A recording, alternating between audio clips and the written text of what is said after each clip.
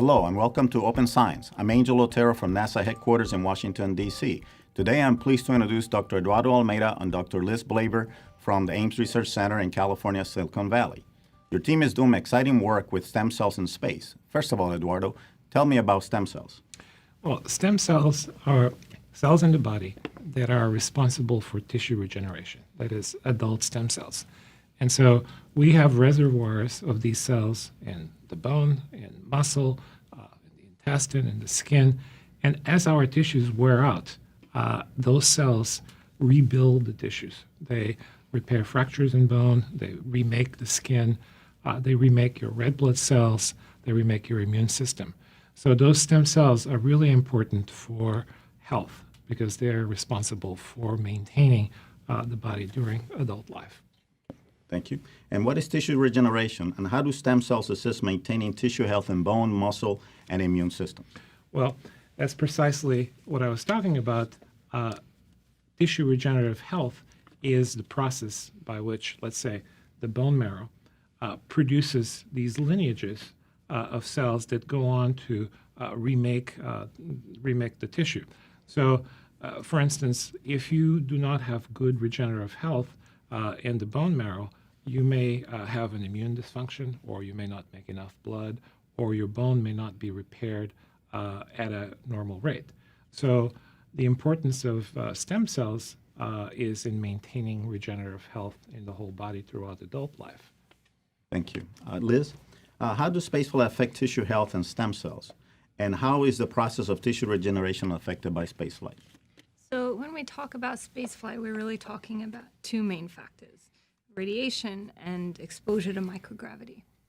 So radiation is primarily causes breaks in the DNA, or DNA damage, but our main research area is looking at microgravity or mechanical unloading, so removing the load from the organism. So we first started looking at this a few years ago with the Russians on photon M2 and photon M3, and we were looking at stem cell-based tissue regeneration in an amphibian, the newt.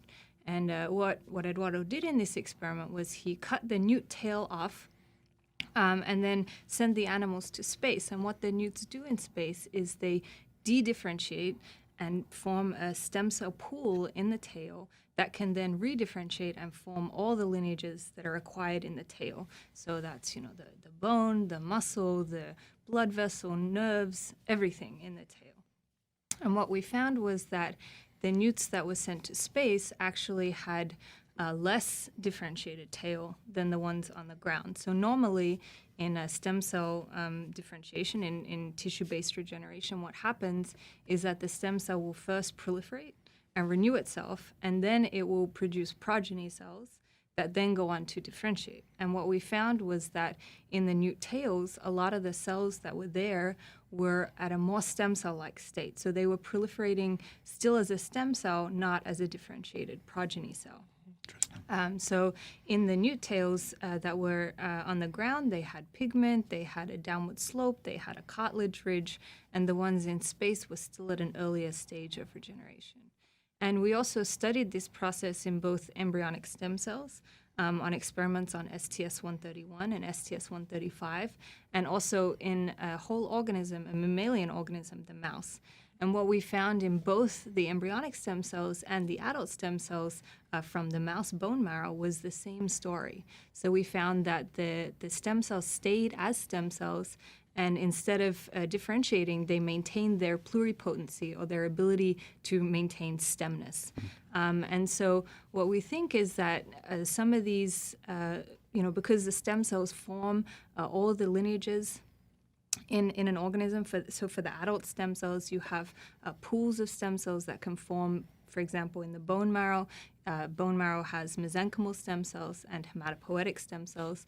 These stem cells form the bone, the muscle, the cartilage. The hematopoietic stem cells form red blood cells, white blood cells, and so on. And so what we think is that maybe some of the tissue degeneration effects that we see in space are due to this inability, or a potential inability, of stem cells to differentiate into terminal cells, and instead maintaining their pluripotency in space. Thank you. So, Eduardo, your research was on stem cells for mice. So how are they similar or dissimilar to human cells? Well, the mouse is a model for human, obviously. There are a lot of similarities, and there are a lot of things that are different. So, like any model, we use what we can learn from the mouse model, and a lot of the genetic material is similar. There's a lot of homology, and the same is true for a number of the molecular and cellular mechanisms that, let's say, are involved in bone loss or regenerative processes. But there are differences. And so one approach that we take is to use comparative physiology and comparative cell and molecular biology, and we look at multiple systems. A good example of that is the work we've done with the newt model, with the mouse model, with the stem cell model in culture. And so from all these different experiments, you put together a puzzle that hopefully gives us a good perspective of what's happening in the human in spaceflight. Okay, thank you. So Liz, why is the space biology program interested on doing stem cells research in microgravity? So the space biology program really, its goals are to understand how living organisms respond to space. And for example, in our research, we found that stem cell differentiation and tissue-based regeneration is partially inhibited in spaceflight, and this has really big consequences for long-duration spaceflight. So a lot of our regenerative processes are really fast. If you think about red blood cell turnover, turnover of your intestinal epithelium, things like that happen rapidly. But some of the processes take months to years to develop. And we found that after 15 days, 30 days of spaceflight in mice, that we're seeing deficits in this regeneration process. So this, for long duration spaceflight, this will have a lot of consequences for tissue degeneration that we can't foresee at the moment. So space biology is really helping us to understand the fundamental response of an organism to space so that then we can apply it to our future missions to keep our astronauts healthy and other living organisms healthy in space. Thank you. And I think it also helps us dovetail with what the Human Research Program is doing. Exactly. So it's a good lead-in to the Human Research Program research. So, Eduardo, how can the stem cell research in microgravity help us back here on Earth?